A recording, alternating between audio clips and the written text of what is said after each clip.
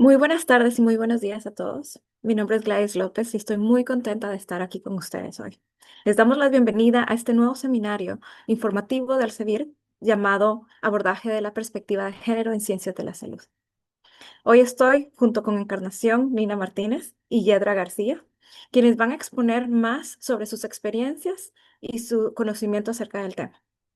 Vamos a dar un minuto más para los que están conectándose que logren aún llegar y luego vamos a empezar con la estructura del webinar. Este seminario informativo va a estar dividido de la siguiente manera. Al principio, lo que vamos a hacer es escuchar un poquito más sobre el proyecto que durante 5 años he liderado en Elsevier y gracias a Educación Médica por la oportunidad de compartir en esta plataforma. Y luego voy a presentar a nuestras muy estimadas panelistas, las cuales van a estar abordando por 15, 20 minutos sus conocimientos. Vamos en ese tiempo a recibir las preguntas, así que por favor utilicen el chat para dar para dar alguna retroalimentación o algunos comentarios, pero por favor utilicen el signo de interrogación que tiene una Q y una A para las preguntas y respuestas. Allí nuestro compañero Javier va a estar filtrando las preguntas, las cuales vamos a hacerlas al final de cada una de estas exposiciones a nuestras panelistas. Vamos a tratar de abarcar lo más que podamos, dado el tiempo. Y bueno, lo que vamos a tratar de hacer es coordinarnos de esta manera. Apreciamos mucho sus interacciones. También tienen un botón en Zoom de reaccionar. Así que si quieren interactuar con nosotros, siéntanse libre de utilizarlos. Y bueno, esta sesión va a estar siendo grabada, ya está siendo grabada, y va a ser enviada como, con el certificado de, de participación después de este seminario en los días posteriores y también en el sitio donde ustedes se registraron va a estar siendo subido la grabación de este webinar. Así que si tienen más dudas, si tienen comentarios o cosas que quisieran ver o temas relacionados a todo lo de identidad de género y equidad de género, así como diversidad e inclusión, podrían hacérnoslo saber. Bueno, nuestro compañero Javier está compartiéndoles con ustedes las credenciales de cada una de nuestras expositoras y yo voy a empezar. Así que déjenme compartir mi pantalla para que podamos juntos dar inicio a este seminario. Como les decía, en este blog de Student Hub de Elsevier van a poder ver la grabación de este seminario en un par de días. También van a ver más artículos y más vínculos de interés en caso ustedes quieran abordar este tema en una manera más extensiva. Eh, Mi nombre es Gladys López, como lo dije al inicio de la sesión. Eh, Soy de Guatemala, soy residente en Ámsterdam y hace casi 10 años, 9 años de hecho, que he estado trabajando en el CEDIR. Y desde el 2020, eh, junto con compañeros, fundamos Empower, que es un proyecto que se dedica a incrementar los esfuerzos que hacemos en conjunto junto con estudiantes de medicina, doctores, enfermeros y todas las personas trabajando en el cuidado de la salud para incrementar el conocimiento de temas que ayudan a hacer la salud más inclusiva. Desde el 2023 también he liderado el grupo de trabajo sobre diversidad e inclusión y desde este año fui nombrada la Chair Global del Grupo de Empleados de Raza y Etnicidad de Elsevier. Para mí es un gran gusto estar aquí, ya que considero que este tema nos importa a todos. ¿Y cómo fue que empezó Elsevier? Digo, Empower. Empower es el proyecto de Elsevier que empezó en el 2020 durante la pandemia. En la pandemia, empezó en Inglaterra, de hecho, en la pandemia personas estaban preguntando cómo podían tener un cuidado más inclusivo de los pacientes. Y nosotros lo que hicimos fue, junto con unos compañeros como trabajo voluntario, estar dando información de los productos que nosotros teníamos y también del contenido que existía. lo cual nos ayudó a ser invitados al Florence Nightingale Foundation, a la graduación de los líderes de enfermería en Londres y dar dos seminarios de competencia cultural, haciendo un énfasis en los productos y en las características que podrían tener en distintos hospitales, que podían hacer que se crearan puentes entre los pacientes, los trabajadores de diferentes ba- eh, backgrounds étnicos. Nuestro grupo, este tiene que ser actualizado, este mapa, pero lo que quiero mostrar es que, porque ahorita tenemos más, que venimos de diferentes partes del mundo y eso fue lo que contribuyó a tener diferentes perspectivas. También diferentes personas en la organización y diferentes roles, los cuales ayudó a pensar fuera de la caja y estar tratando de apoyar y ver desde una diferente perspectiva todos los temas de diversidad e inclusión, sobre todo para tener una salud más equitativa. Entonces, esta fue la evolución de Empower en el 2020. Brindamos contenido, luego creamos diálogos, luego dimos sesiones, talleres y ponencias. Y luego, desde el 2024, en las universidades hemos sido líder de pensamiento, expandiendo en temas de salud femenina y expandiendo en los países. Solo como una muestra, estos son los países que han estado involucrados: todo el Reino Unido, España, Bélgica, Egipto, los países nórdicos, y este año Sudáfrica y Qatar también se unieron, al igual que Brasil en Latinoamérica. También hemos apoyado diferentes eventos, como pueden ver aquí. Este solo es un ejemplo de un año, pero lo que tratamos de hacer es conectar temas que sean propios del tema que es de interés. En este, solo voy a, antes de darle paso a las panelistas, solo quiero hacer un énfasis en los servicios que ofrecemos también junto con las instituciones.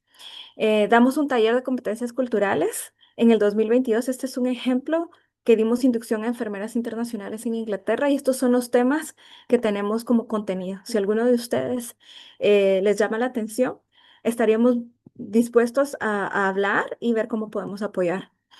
Como les decía, también fuimos invitados nuevamente en el Florence Nightingale Foundation en Londres en el 2023 para hacer una exposición de inteligencia artificial y diversidad e inclusión.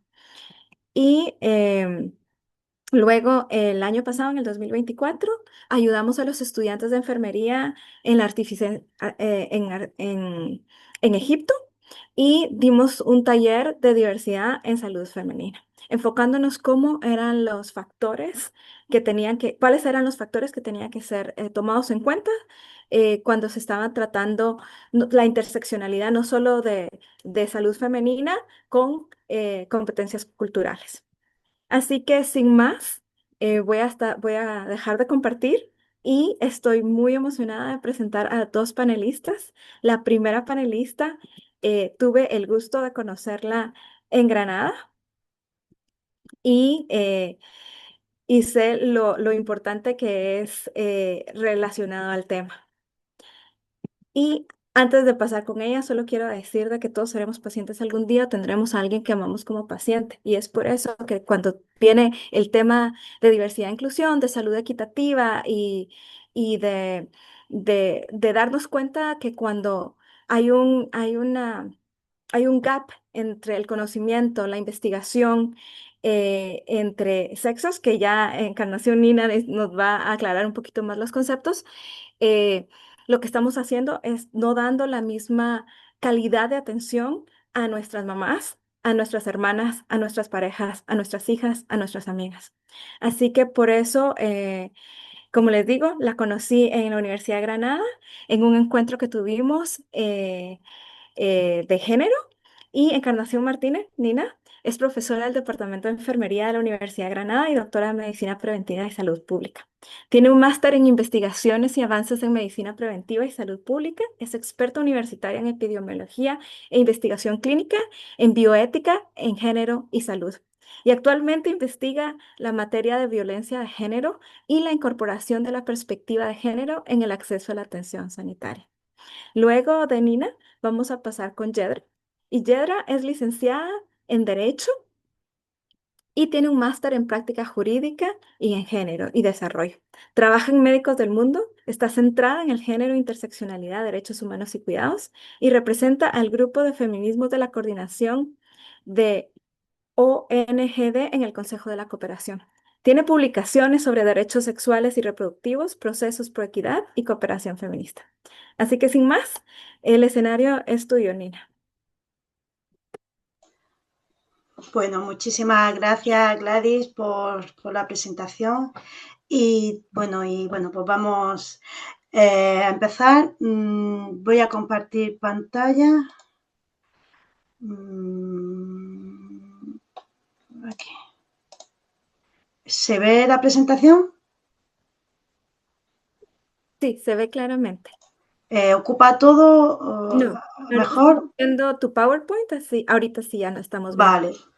Bueno, pues yo quería agradecer también a Xavier la oportunidad de, bueno, pues de abrirnos un poquito al mundo, ¿no? A través de aquí de Granada, de la Universidad de Granada, y bueno, con un tema pues que estamos especialmente trabajando.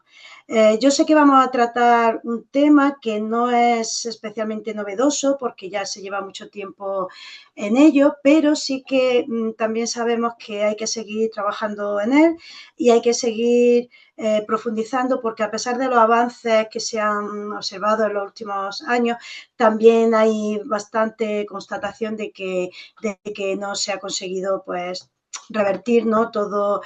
La ausencia, ¿no? De esta perspectiva muchísimos años atrás.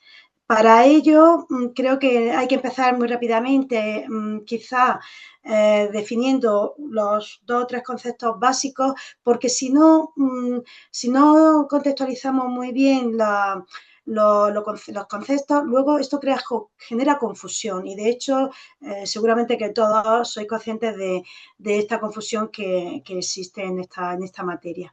Para decir lo que es el sexo, pues seguramente bueno, pues lo tengamos todo un poquito más claro. Decir tampoco una definición concreta va a ser muy difícil, va a depender de la institución, incluso de los autores, pero sí es cierto que hay bastante consistencia, bastante consenso en considerar el sexo como aquellas características que son más bien biológicas, ¿no? Que dependen de la biología y que vienen a diferenciar bueno, a los seres vivos en general, no solamente a los humanos, a los animales, incluso a las plantas. Estas características biológicas, fisiológicas, pues nos definen como dos especies, porque el sexo está muy relacionado con la reproducción. En el ser humano, pues los sexos son dos, hombre y mujer. Sé que seguro más de una persona va a estar diciendo, no, no, dos no, hay un tercer sexo, incluso esto está muy debatido y es un tema muy interesante y si queremos podemos profundizar un poco más adelante. Pero lo que sí se sabe biológicamente, que hoy en día para que la especie humana se reproduzca, necesitamos óvulos y espermatozoides y lo produce el hombre y la mujer, que en un futuro puede que no, porque ya se están sintetizando embriones sintéticos y ya no se sabe muy bien quién es un macho, la hembra, de dónde proceden, puede ser una realidad, pero por ahora no. Pero bueno, en principio podemos consensuar de que el sexo viene a dar cuenta de todas estas características biológicas, hormonales, gonadales, de características físicas, ¿no? Y cromosómicas, etcétera. Sin embargo, cuando hablamos, bueno, en cuanto al variable de sexo en salud, ¿esto importa? Pues sí que importa, porque sabemos que el ser hombre o ser mujer es un determinante que influye mucho tanto en la fisiología como en la exposición a enfermedades y a las vulnerabilidades, ¿no? Entonces, en salud, pues es un tema que hay que analizar. Os pongo aquí algunos ejemplos de diferencias biológicas que existen en los seres humanos por el hecho de ser hombres o ser mujeres. Y no me voy a referir al tema reproductivo, que está claro, sino, por ejemplo, si decimos que las mujeres tienen más riesgo de rechazo ante un trasplante de riñón, o si decimos que las mujeres tienen mayor riesgo que los hombres de sufrir problemas relacionados con la reproducción, además de, bueno, o que las mujeres tienen más riesgo de sufrir una EPOC, o más riesgo de desarrollar un cáncer de pulmón que los hombres cuando consumen el mismo número de cigarros. Esto parece que está todo relacionado a diferencias fisiológicas, biológicas. ¿Okay?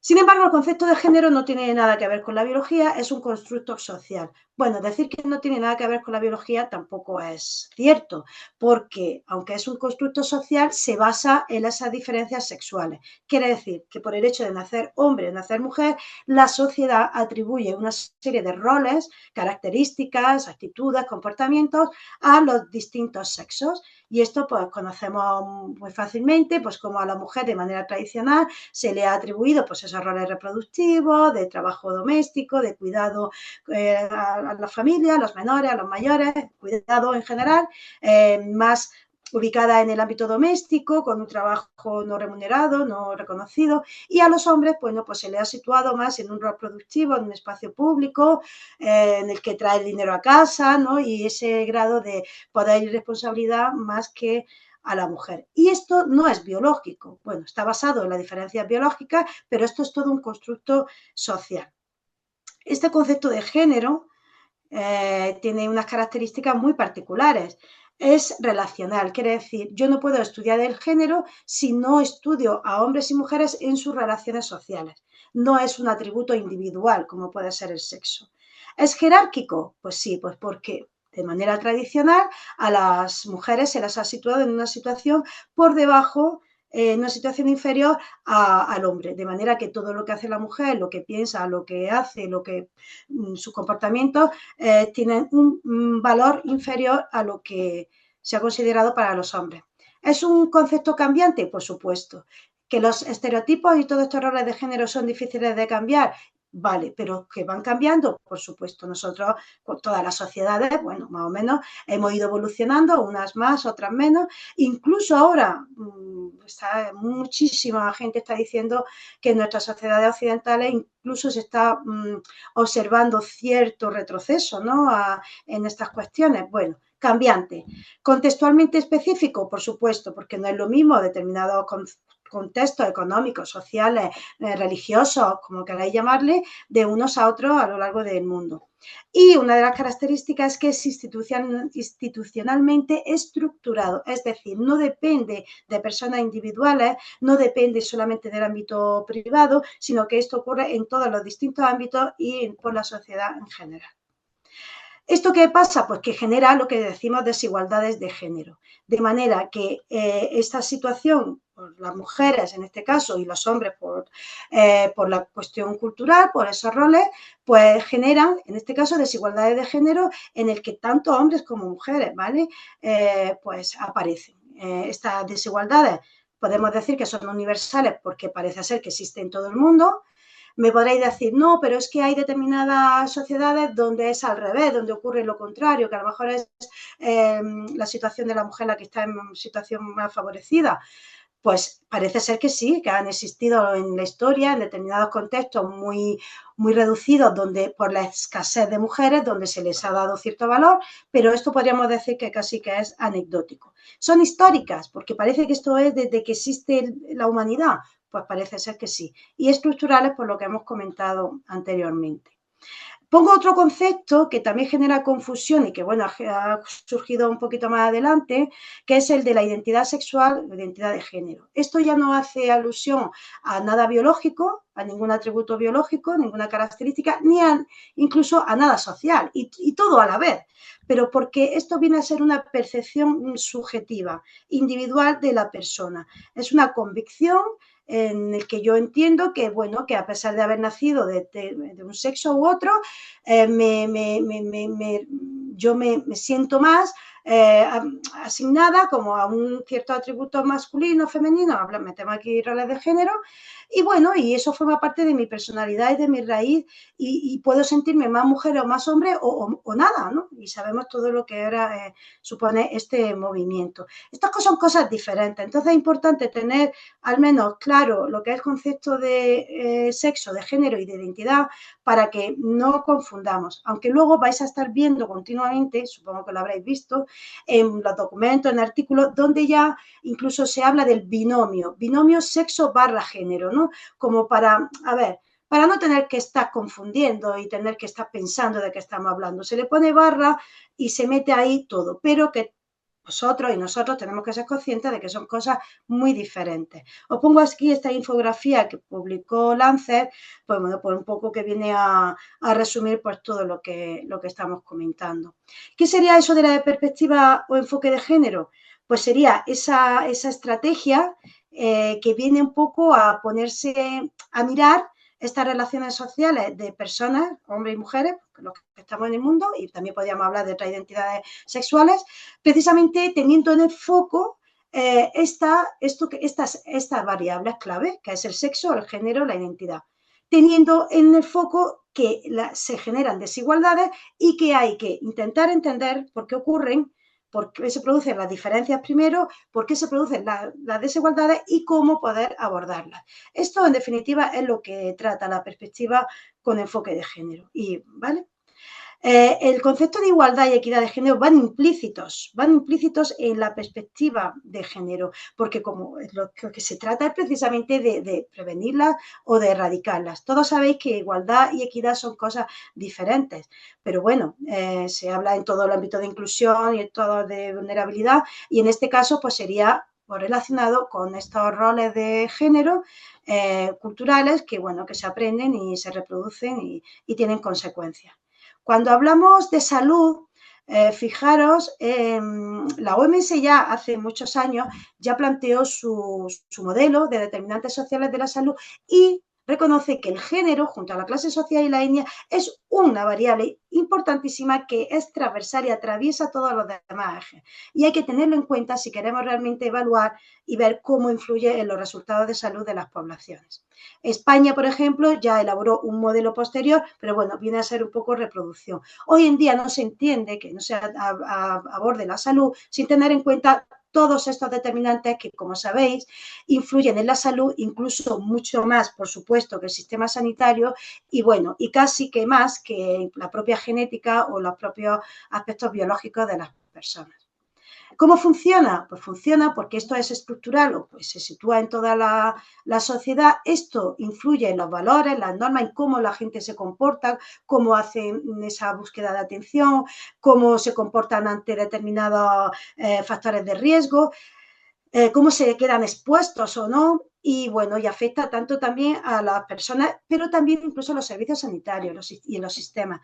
Nosotros como profesionales sanitarios somos sociedad y también estamos imbuidos en estos roles de género y también generamos desigualdades en salud.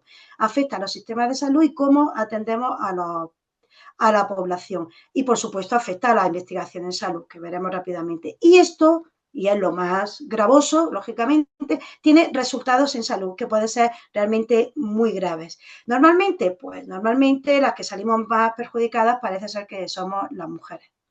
Por tanto, la morbilidad es diferencial entre sexos, es diferente porque somos diferentes, porque tenemos una biología diferente, pero es desigual porque confluyen una serie de determinantes sociales en la salud que hace que genera esta desigualdad, ya no por el simple hecho de que seamos hombres y mujeres. Como antes os he puesto algún ejemplo de diferencias biológicas, quizá también sea bastante visual ver algún ejemplo de desigualdades, ¿no? Si decimos que, por ejemplo, más hombres tienen accidentes de tráfico, se suicidan o son asesinadas con armas, seguramente podréis ver claramente que esto no es debido a una diferencia biológica, esto es a otra cosa. Si decimos que las mujeres viven más años pero con peor calidad de vida, no se debe a una diferencia biológica. A lo mejor que vivan más años, pero con peor calidad de vida, esto se debe a otra cosa.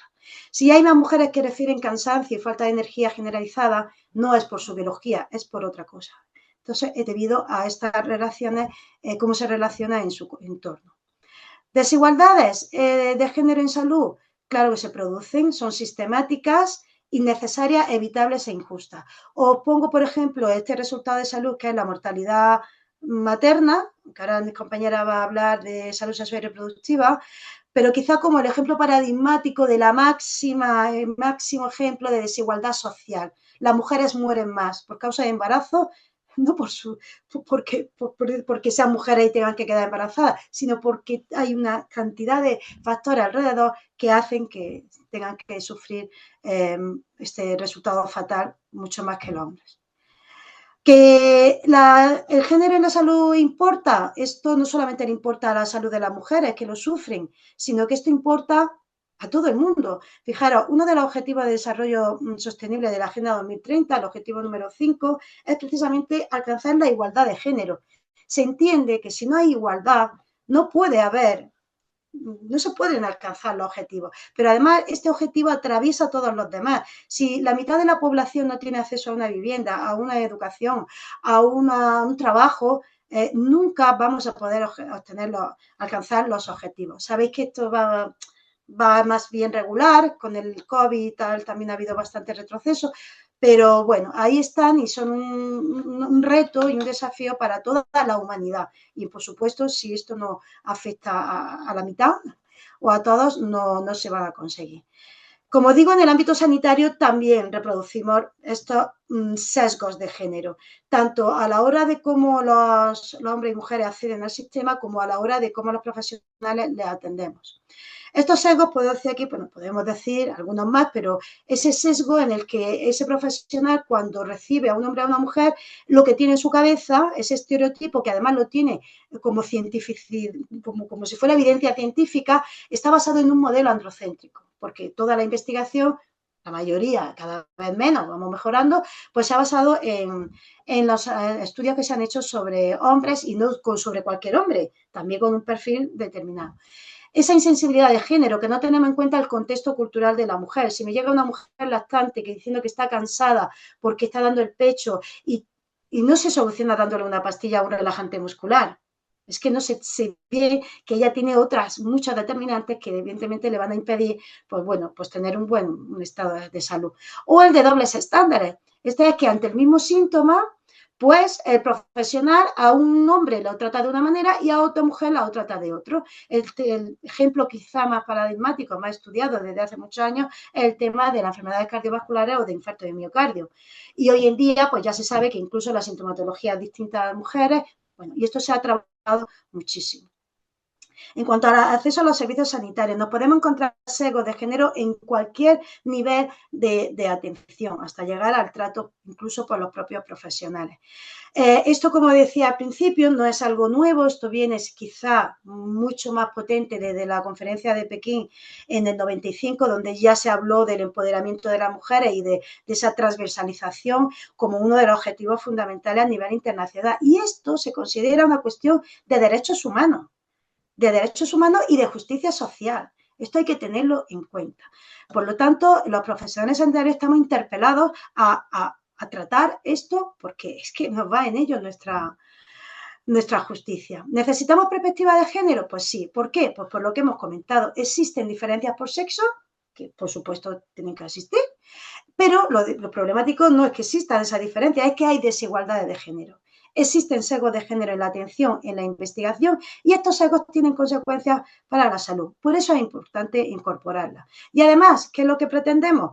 Pues habrá con el objetivo de que se puedan cubrir las necesidades de cada persona según su sexo o diversidad de manera equitativa, que se pueda analizar, visualizar las causas, las consecuencias de los roles de género, de esos constructos sociales en los resultados de salud de las poblaciones y, por supuesto, para que seamos conscientes de que, oye, el objetivo es erradicar estos sesgos o prevenirlos, pero tengo que visualizarlos para ser consciente de que tengo que prevenir y que yo no, como el profesional sanitario, yo no vaya a ser nuevo generador de más desigualdades.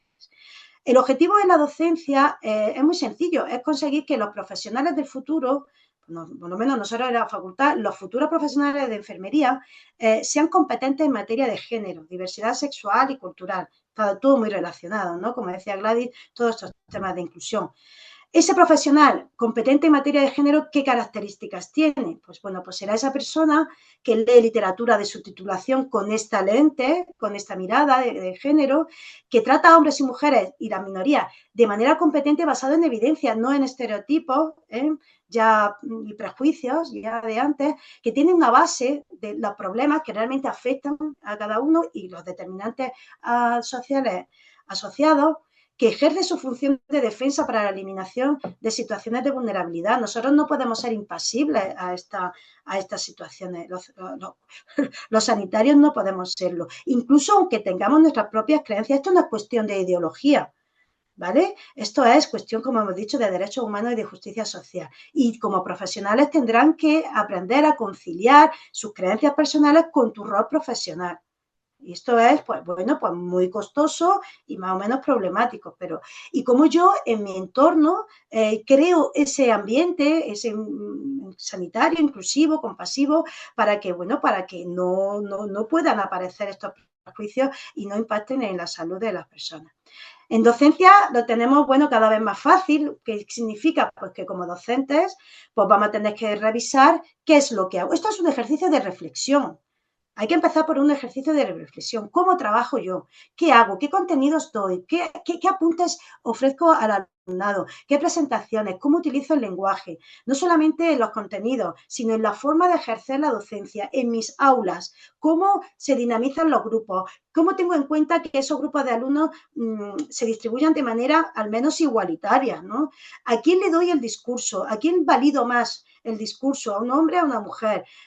¿Quién coge el discurso? ¿Cómo yo manejo estas cosas? ¿Qué relación tengo yo con los alumnos? ¿Es una relación jerárquica? ¿Es más transversal? Todo esto importa y deciros que esto a priori sin formación la gente no lo ve. La gente no lo ve. Como pongo aquí un pequeño resumen.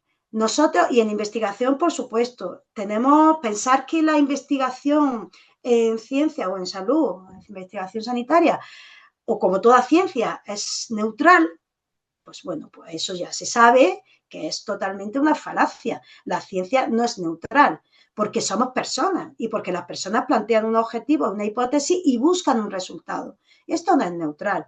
Hay que cuestionarse todo. Hay que cuestionárselo todo porque al fin y al cabo esta manera de la perspectiva de género es crítica, viene a ser crítica con lo establecido hasta hoy. Hay que cuestionarse este modo de hacer ciencia y bueno, y a ver qué podemos aportar. Sesgos, los mismos sesgos que se dan en la atención se ocurren en la investigación, por lo mismo, porque ha habido una manera de trabajar de forma tradicional, basado en los modelos que, bueno, que se han ido reproduciendo y hoy por hoy, pues bueno, pues ya se sabe que están los resultados de este conocimiento, pues bueno, pues al fin y al cabo están limitados y además son bastante discutibles porque cómo se han seleccionado esos sujetos de estudio. Pero además es que las mujeres somos las principales afectadas, porque si un fármaco se ha realizado en base a un ensayo clínico en el que no se ha tenido a mujeres, pero luego vamos a ser las consumidoras, cuando sabemos que tenemos una fisiología diferente, en fin, esto tiene consecuencias y cada vez se está visualizando más. De hecho, una de las principales vías que tienen para incorporar la perspectiva de género en la investigación es precisamente esa, identificar cuáles son los sesgos que se dan tanto en la atención como en la investigación, visibilizarlos e intentar ponerle remedio. Es una investigación mucho más flexible. Tenemos acostumbrados en epidemiología, pues ya sabéis, el modelo epidemiológico, causa-efecto, el modelo causal con unos determinantes, unos factores de riesgo que se basan en la edad, en el sexo, en la vivienda, tal, como ¿no? Muy cerrados, pero ¿dónde están el género?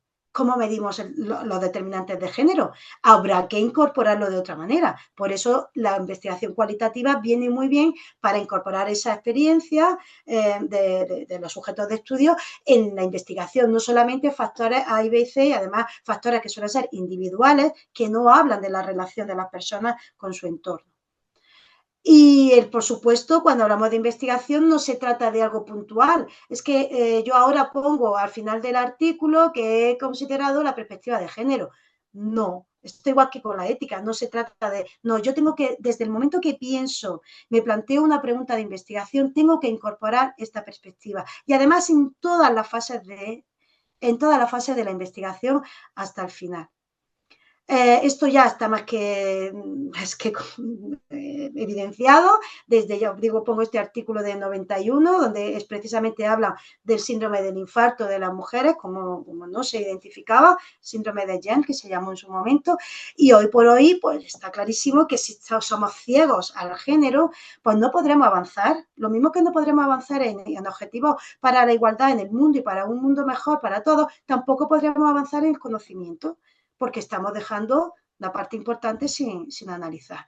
¿Obstáculos para esto? Muchos, todos los del mundo, por muchísimos motivos, por la tradición, por la manera de hacer las cosas, por reticencias, por pensar que se trata de tema ideología, porque parece que yo esto es feminismo y a la palabra feminismo eh, crea urticaria, porque hay falta de tiempo para formarse en esto, porque en las universidades quizás estamos muy encorsetadas en unos tiempos, en unos currículums que creemos que nunca se pueden modificar. Esto no es cierto, ¿vale? Esto se puede, pues somos personas.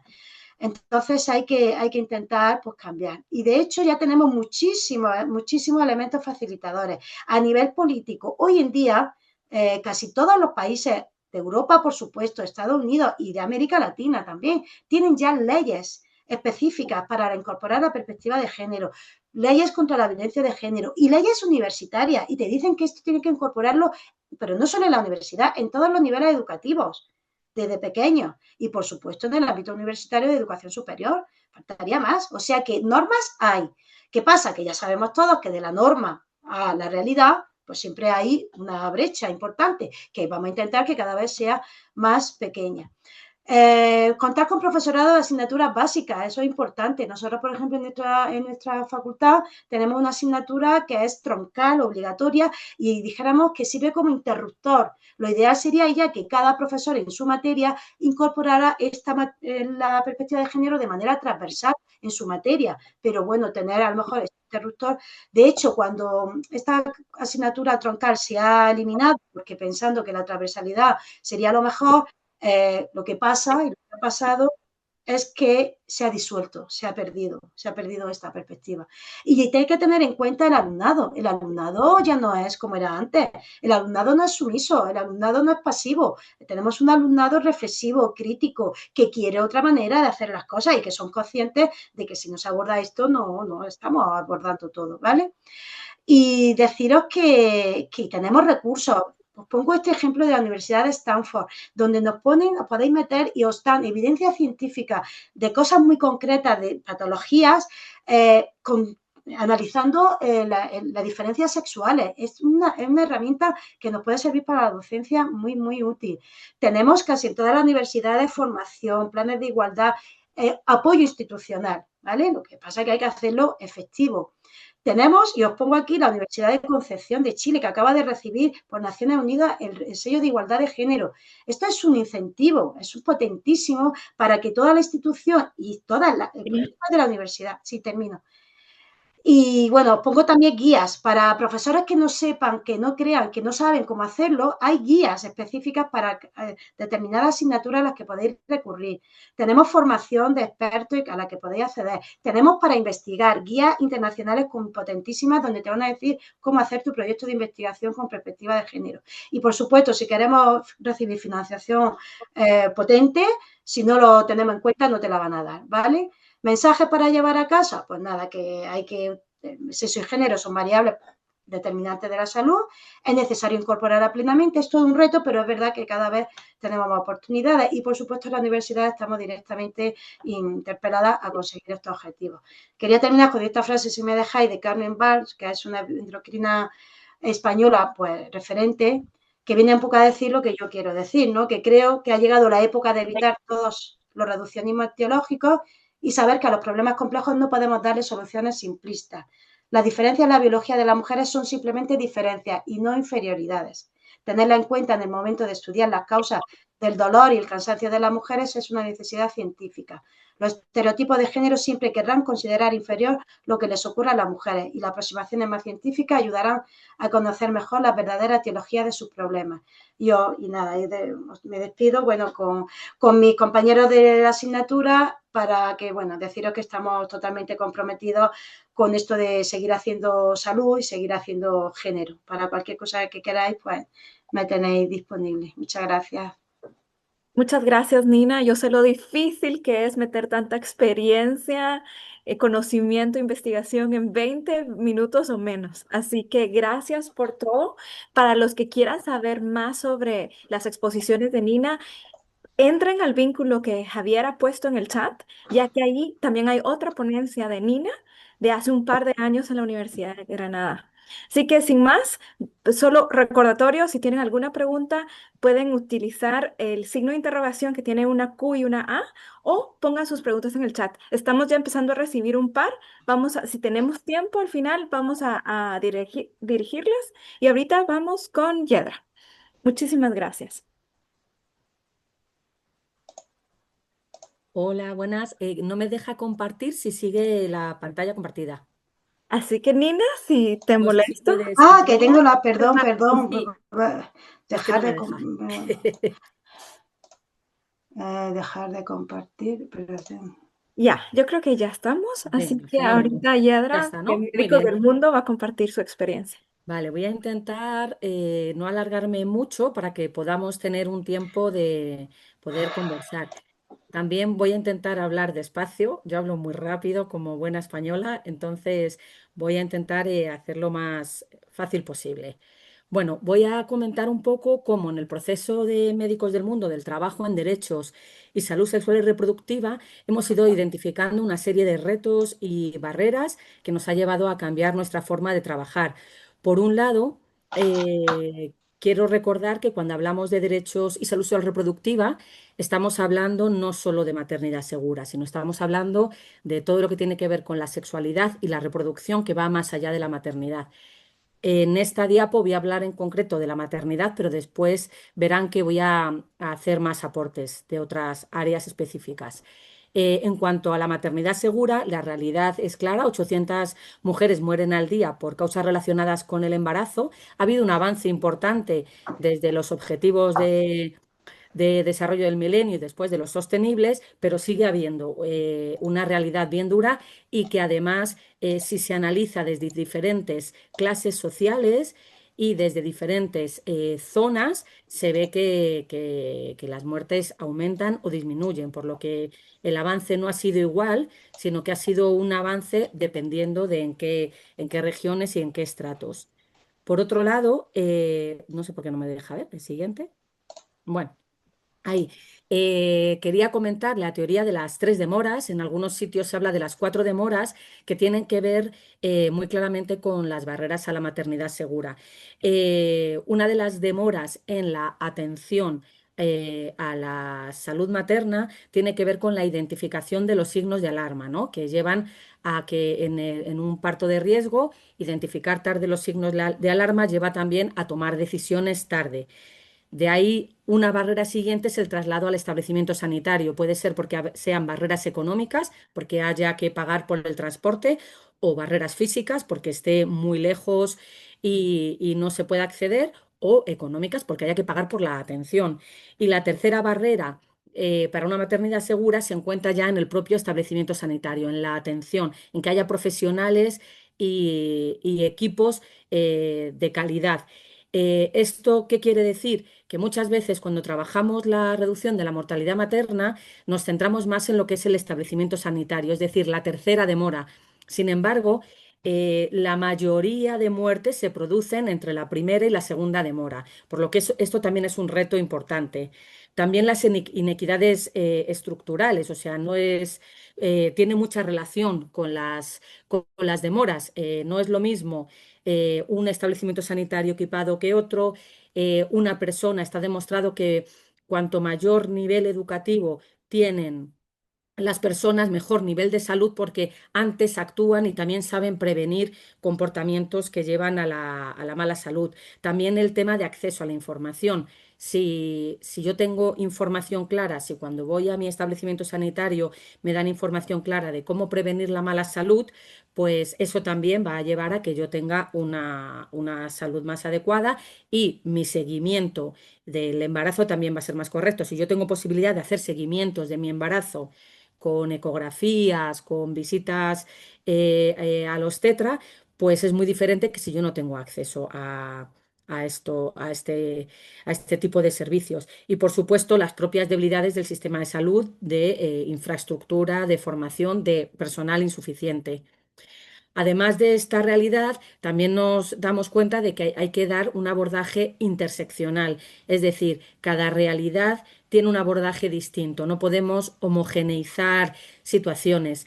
Esto lo vinculo mucho con el enfoque antropológico. Hace unos días hablábamos preparando esta sesión con Nina, con Gladys, con Javier, de la necesidad de un enfoque antropológico. Digamos que el abordaje interseccional va un poquito antes del enfoque antropológico. Es esencial.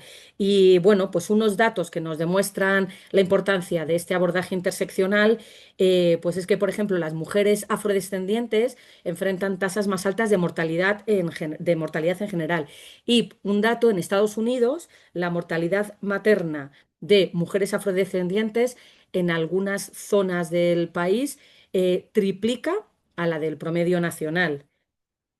Las mujeres con discapacidad tienen hasta 10 veces más probabilidades de sufrir violencia de género.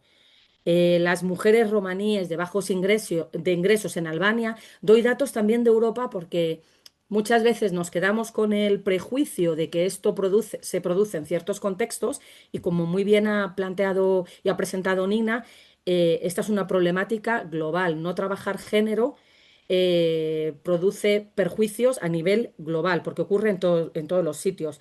Pues lo que os decía, las mujeres romaníes de bajos ingresos en Albania tienen muchas más barreras para acceder a los servicios de salud por discriminación étnica, por discriminación económica, por el transporte, por el lugar en donde están ellas viviendo también. En cuanto a todo el tema de identidades no normativas y sexualidades no normativas, pues por ejemplo a las mujeres lesbianas se les niega en muchos contextos el hacerse una citología por no haber tenido nunca relaciones sexuales con penetración. O, por ejemplo, se les producen barreras para entrar en procesos de reproducción asistida por no haber tenido relaciones sexuales con penetración, porque en muchas legislaciones para acceder en el sistema público a procesos de reproducción asistida se tiene que haber tenido relaciones consumadas sin haber llegado a quedarse embarazadas. O sea, una cosa un poco rocambolesca, pero es la realidad. Luego, por ejemplo, en cuanto a las identidades no binarias, el 47% de las personas trans ha sido diagnosticada con ansiedad y el 39,6% con depresión. Estas cifras a veces llegan a ser 16 veces más altas que las de la población en general. Aparte de este abordaje interseccional, también tenemos que entender los derechos y la salud sexual y reproductiva como el derecho al placer sexual. Es decir, no enfocarnos tanto en lo que son los derechos reproductivos, en la maternidad segura o en los derechos sexuales en cuanto a prevención de infecciones de transmisión sexual, como muchas veces ocurre, o en embarazos no planificados y en el poder de uso de anticonceptivos, sino también al placer en sí, al derecho al placer sexual. Entonces, ¿esto a qué nos obliga? A que realmente si lo abordamos desde el derecho al placer sexual, nos daremos cuenta y analizaremos que hay muchas mujeres que, por ejemplo, no pueden negarse a tener relaciones sexuales. Entonces, es una vulneración a su derecho al placer sexual. El poder de decisión sobre el uso de anticonceptivos, ¿no?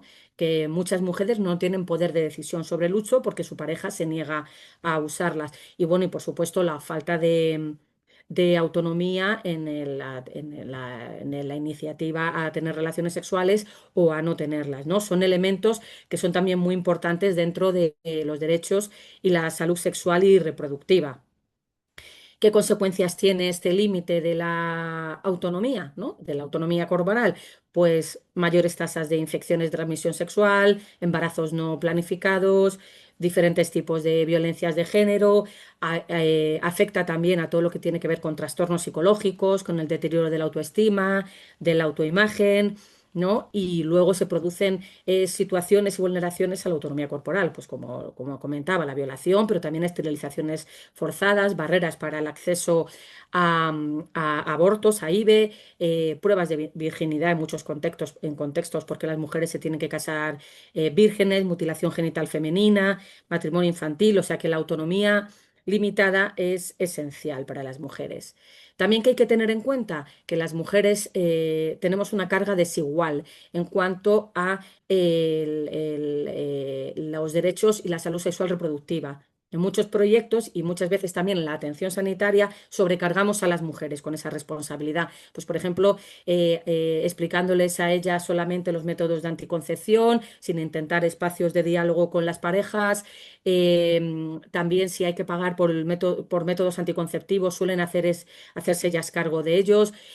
Muchas veces, para que sus parejas no sepan que están utilizando anticonceptivos, pues usan anticonceptivos hormonales, que también muchas veces pues, tienen efectos secundarios, mayores visitas a los médicos. A veces también en muchos contextos para el acceso a usos anticonceptivos necesitan el permiso de la pareja.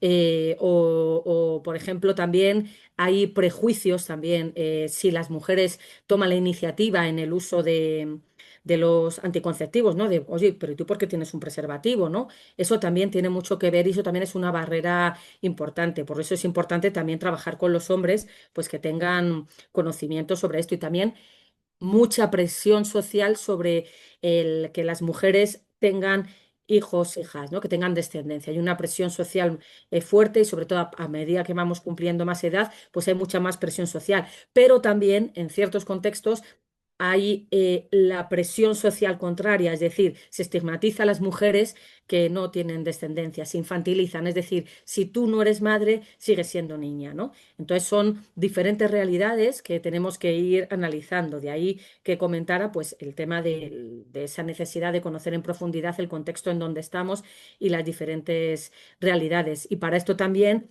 es importante pues desarrollar políticas que fomenten el empoderamiento de las mujeres, esa autonomía corporal, ese poder de decisión y políticas que permitan pues que ellas puedan exigir sus derechos y si no se cumplen, pues que denuncien. ¿Qué recomendaciones? Las voy a poner todas a la vez porque es que se nos está yendo el tiempo y las cuento así un poco agrupadas para, para ir más rápido. Es fundamental la educación sexual integral. Muchas veces en la educación sexual nos quedamos con métodos anticonceptivos. Hay que hablar también de relaciones de pareja saludables y seguras. Hay que hablar de consentimiento. Hay que hablar de violencia sexual, de violencias de género. Hay que involucrar a los hombres en todo lo que tiene que ver con derechos y salud sexual y reproductiva, porque estamos sobrecargando a las mujeres y porque también ellos muchas veces suponen una barrera. Hay que conseguir un acceso equitativo, ¿no? Como hablaba, ese abordaje interseccional y ese enfoque de género que nos permita saber cuáles son esas barreras culturales, barreras de género que están impidiendo pues, que consigamos mayores éxitos en los proyectos de salud sexual reproductiva. Al hilo de esto es esencial la justicia reproductiva con la autonomía corporal y toma de decisiones. Es decir, que independientemente de la clase social, independientemente del origen, de la etnia, de la situación administrativa, es esencial que todas las personas puedan acceder a servicios de salud sexual y reproductiva y si se producen barreras que puedan denunciar esas barreras. La justicia reproductiva también tiene que ver con lo que ha comentado antes Nina, con el cumplimiento de toda esa normativa internacional, ¿no? Con Beijing, con la CEDAW, con Belén do Pará para el caso de América Latina, ¿verdad? Tiene que ver con todo eso. Espacios seguros, la confidencialidad es esencial. O sea, si yo voy a mi establecimiento sanitario y mi profesional luego le cuenta a todo el mundo que yo he ido a pedir preservativos o que he ido a pedir cómo puedo hacer un aborto, cómo pues se pierde esa confidencialidad, ¿no? Y va a limitar, va a ser una barrera importante y también que las mujeres sientan que están en un espacio seguro y que no se les está juzgando. Hay que abordar la violencia de género. La violencia de género es transversal porque muchas de esas situaciones que os he comentado tienen que ver con situaciones de violencia de género, ¿no? El control del cuerpo de las mujeres, el no querer el uso de anticonceptivos, el quitarse, por ejemplo, el preservativo en medio de una relación sin informar a la pareja. Un montón de situaciones tienen que ver con violencia de género. Políticas públicas desde un enfoque de derechos, es decir, de cumplimiento de la normativa internacional de derechos humanos y sobre todo de derechos y salud sexual y reproductiva, y también una financiación clara. No puede ser que cuando hay una situación de emergencia, por ejemplo, en la COVID, hubo un movimiento muy fuerte, una presión muy fuerte para que los proyectos y los programas de derechos y salud sexual y reproductiva no se quedaran a un lado por la respuesta inmediata a una pandemia, ¿no? Que muchas veces cuando hay una emergencia lo último que se prioriza son los servicios de derechos y salud sexual reproductiva, como mucho maternidad segura y poco más. Y por supuesto, abordarlo también desde las identidades no normativas, ¿no? De todo lo que tiene que ver con el derecho a la expresión y a la identidad de género. Perdonad si he ido muy rápida, pero bueno, es que quedan 5 minutos para, bueno, yo puedo quedarme más tiempo, no tengo problema, pero quiero dejar tiempo y espacio para poder debatir. Sé que es mucha información, aunque mucha, bueno, pues se repite contra un ejemplo y otro, pero me parece importante que tengamos un tiempo para poder conversar. Muchas gracias. Muchas gracias, Yadra, y muchas gracias a todos los asistentes. Vamos a pasar a la parte de preguntas y respuestas. Hemos recibido algunas en el chat, otras, de hecho, las hemos recibido por mail, pero vamos a dedicar una a cada una de nuestras panelistas. Vamos a empezar con Yadra. Natalia Isabel Manjares dice, ¿qué estrategias colectivas o grupales podrían ser de utilidad para lograr la conciliación entre las creencias personales de docentes con la perspectiva de género en los espacios académicos? Bueno, para el espacio académico, yo creo que Nina es como la experta y la que tiene las investigaciones. Yo puedo hablar desde los proyectos. En los proyectos, la filosofía de Médicos del Mundo en el trabajo es el enfoque de derechos humanos. ¿Esto qué significa? El Estado tiene obligación de hacer efectivos los derechos humanos. No somos ni las ONGs ni otras organizaciones de la sociedad civil. Entonces, Médicos del Mundo lo que hace es que trabaja desde el sistema público de salud. En muy raras ocasiones montamos un hospital de campaña. Por ejemplo, aquí en Madrid tuvimos que poner uno cuando la COVID, pero no es lo normal. Trabajamos desde el sistema público haciendo un trabajo de fortalecimiento de capacidades del propio sistema público, viendo debilidades y acompañando. Trabajamos con la sociedad civil, con las organizaciones de los contextos en donde estamos, también acá en el Estado español para que ellas, pues también, que conocen muy bien la realidad, pues puedan trabajar conjuntamente para hacer esa auditoría social, esa incidencia política, para que realmente se hagan efectivos estos derechos. Y con la población en general, trabajamos pues, con todo lo que tiene que ver con el conocimiento de los derechos para poder reclamarlos. Entonces, ese enfoque de derechos humanos lo que nos permite es trabajar realmente con todos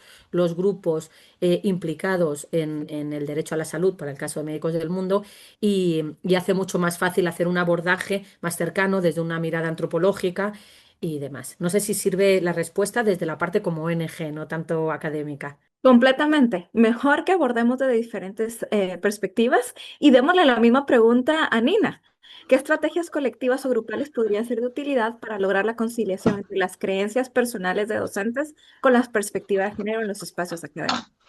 Bueno, la verdad que esto es un tema muy complejo porque cada persona, aunque seamos docentes, tenemos nuestra carga, nuestra mochila y nuestras creencias, y para superar estos estereotipos y estos prejuicios, pues primero hay que tener voluntad de escucha, voluntad de querer escuchar a algo que piensa diferente a ti, sin juzgar, deliberar. El método deliberativo está muy hoy en día bastante en desuso, por desgracia. No vemos a personas que piensan diferente a ti como alguien que te pueda incluso enriquecer, sino como un enemigo frontal. Entonces es muy difícil, es muy difícil. Esto requiere un proyecto, un personal de superación, y para superar y para poder escuchar y reunirte de manera. La deliberación colectiva no es natural. Yo delibero conmigo a nivel individual, pero sentarme con personas que piensan diferente a mí supone ya un proceso muy, muy importante de voluntad, de confianza, de querer escuchar, de respetar. Y si no hay eso, ni en el ámbito académico ni en ninguno. El ámbito académico podemos estar más o menos forzados porque haya que cumplir ciertos objetivos, porque te lo puedan obligar, pero eso tampoco funciona, porque lo que no funciona desde que sale de dentro, pues ya sabemos. Todo lo que sea generar espacios de deliberación, formación, ir abriendo mente, pues favorece, por supuesto, pero tiene que pasar por un proceso de reflexión individual, sin duda. Muchas gracias, Nina. Otra pregunta para ti, Nina. Desde lo práctico y concreto, ¿cómo se pueden incorporar el enfoque de géneros en contenidos de asignaturas de ciencias básicas como anatomía o bioquímica, más allá del trato y el vínculo en el aula? Esto es una pregunta muy típica, ¿vale? Incluso porque estamos en ciencia de la salud, pero si estuviéramos en ámbito universitario general, te saldrían los matemáticos y los físicos y te dirían, ¿y esto cómo se incorpora en física en las TEC, ¿no? En las ciencias tecnológicas puras? Porque la ciencia es neutra, ¿verdad? Y todo, y la teoría de la relatividad no entiende de género, ¿me explico? A ver, esto ya es intentar hacer una parodia, ¿no? Todo se puede parodiar y todo se puede tergiversar. El ejercicio de reflexión tiene que ser, ¿en mi asignatura es mi asignatura pertinente al género? Piénsalo. Si yo me dedico a histología, es que las células humanas, es que las células humanas no tienen sexo. De hecho, hoy en día los proyectos de investigación te están pidiendo, incluso aunque sean estudios básicos de análisis de células, fibroblastos, osteoblastos, lo que quieras, te están pidiendo que digas el sexo de las células que tú has cultivado. ¿Qué te parece? Eso no se hacía hace poco tiempo. Pues ahora te lo están pidiendo. Esas células pertenecieron a una persona y esa persona era un hombre o mujer y tenía toda una fisiología, pues anatomía. Fíjate si sabrán de anatomía de género los forenses.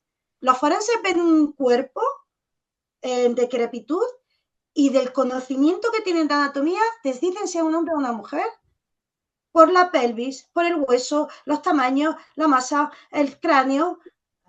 Pues eso es relevante. Eso es relevante. Vamos, pregúntaselo a un forense porque te lo va a decir. Entonces, anatomía, por supuesto, fisiología, faltaría más. Y estamos diciendo que el hombre y mujeres tenemos metabolismos genéticos, hormonales diferentes. Pues claro que histología también. O sea que hoy en día ninguna, yo podría afirmar que ninguna ciencia de la salud ni medicina está exenta de generar sesgos de género en la atención, en la investigación, en la docencia. Ninguna, ninguna. Eso cuando hablamos de células, pero si hablamos ya de relaciones, pues ¿qué te voy a decir? Salud mental, comunitaria, infantil, todas. No hay ninguna que se pueda librar, que dijéramos, ¿vale? Es mi opinión. Muchas gracias, Nina. Y quisiera aumentar de que no necesariamente tiene que ser siempre ciencias de la salud. Si vamos a arquitectura, yo leía un libro que se llama Mujeres Invisibles de Carolina Criado Pérez. Y ella ponía un ejemplo de cómo es que están formados los centros comerciales o las Todo. instituciones con la distribución de los baños. Si es 50-50%, ¿qué pasa con las mujeres? Las mujeres generalmente tenemos al cuidado a una persona de la tercera edad o a un hijo. Tenemos durante 25% del tiempo un periodo menstrual o infecciones. Entonces se tiene que considerar muchos aspectos alrededor, como ella lo decía. Así que la... Mm. Creo que sería un ejercicio práctico para concluir esto. Cada persona que esté todavía aquí en nuestro seminario, que en su propia área de experiencia piense cómo es que se puede mejorar para hacer un mundo más inclusivo. Y obviamente en las ciencias de la salud, que es nuestra área, cómo podemos crear un futuro más equitativo para todos. Yedra, creo que tú querías Sí, agregar algo. simplemente que al hilo de lo que comentaban, por ejemplo, una de las dinámicas clásicas comunitarias que se hace es que las mujeres hagan un mapa de, pues, del lugar donde viven y de qué zonas consideran que son menos seguras y más seguras. Y muchas veces tienen que ver con iluminación deficiente, con portales que se mete para adentro, ¿no? La entrada y entonces en vez de estar a ras de la calle, se mete, entonces ahí se produce un recoveco que puede ser un espacio pues, para agresiones sexuales. Y fíjate, ese es un vínculo de arquitectura con derechos y salud sexual reproductiva, o sea, por ejemplo, ¿no? Y con violencias, ¿no? O sea, que es que se puede abordar desde cualquier espacio. Muchísimas gracias, Yadra. Muchísimas gracias, Nina. Veo el tiempo, nos hemos extendido un poquito más. Estoy consciente de que este es un tema que pudiéramos seguir hablando por horas. Así que a todos los que están, a todos los asistentes, estén muy al pendiente del sitio web que Javier compartió, ya que esta es una serie de eventos que vamos a seguir teniendo desde Educación Médica de Elsevier. Y muchas gracias por conectarse. Van a recibir su certificado pronto, también la grabación. Y es muy emocionante saber de que personas desde Perú, Bolivia, México, Guatemala, España, Perú, he visto tantas personas de tantos países que nos estamos uniendo para crear el futuro que todos queremos. Así que muchísimas gracias, que tengan una buena mañana o una buena tarde desde donde se encuentran y nos vemos pronto. Muchísimas gracias. Gracias. Adiós.